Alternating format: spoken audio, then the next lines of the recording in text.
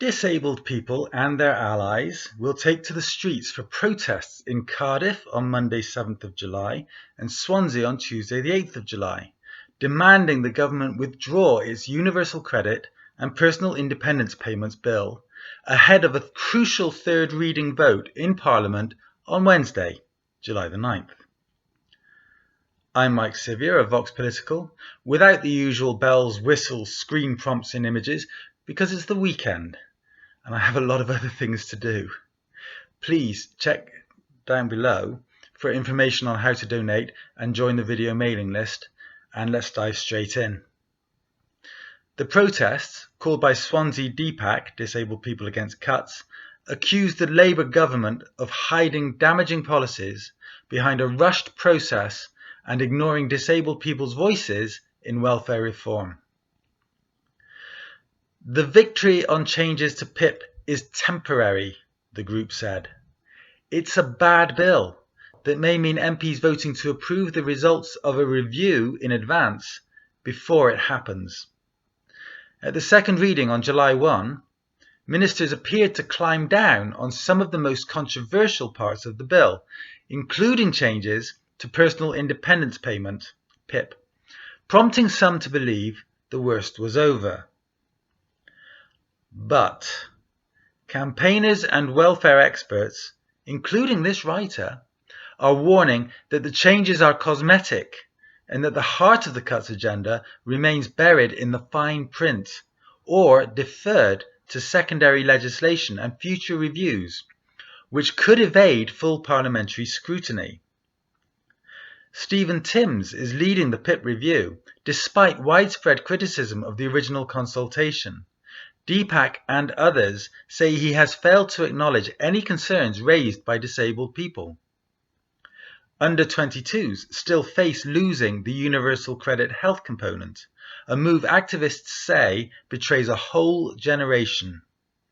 The bill still includes cuts to universal credit for new claimants, despite assurances to the contrary. Employment and Support Allowance, ESA, recipients are left in limbo, with no clarity about how or if they will be affected. Campaigners say the bill is being rushed through Parliament without proper scrutiny, especially as the committee stage is likely to be completed early next week, immediately before the third reading. To these, Vox Political would add, from our previous insights, amendments at committee stage must completely remove any powers to change PIP eligibility without fresh legislation. They must require binding parliamentary votes on the review's findings before any implementation. They must enshrine protections for both current and future claimants in law. MPs must ban any benefit structure that differentiates eligibility by application date. They must require an equality test for any new rules that ensures consistency, fairness, and legal accountability. They must protect children moving from DLA to PIP and their carers from being penalised under new rules. Any further progress of this bill should be conditional on full public impact assessments, including regional breakdowns, poverty risk, effects on carers, and demand on health and social care. Publication of all consultation responses, not just summaries. Statutory requirements for impact assessments before any future benefit rule changes. And this principle must be the baseline from now on.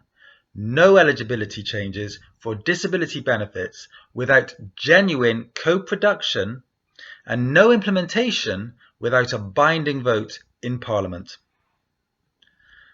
The current plan remains top-down, rushed, and fundamentally untrustworthy. The government must stop and listen to disabled people and carers and consider our consultation responses, states Swansea DPAC.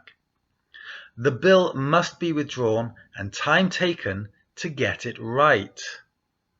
The group's statement concludes, We have gone beyond co-production. This government is incapable of doing it.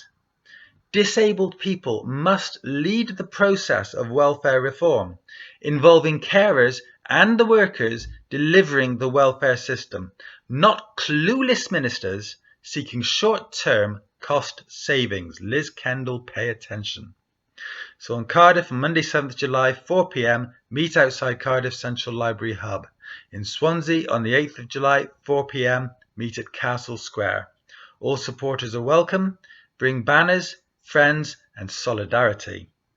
And if you can't attend any events but are concerned about the bill, write to your MP now. You can find them at www.theyworkforyou.com, and this may be the last chance to demand meaningful scrutiny before the bill becomes law.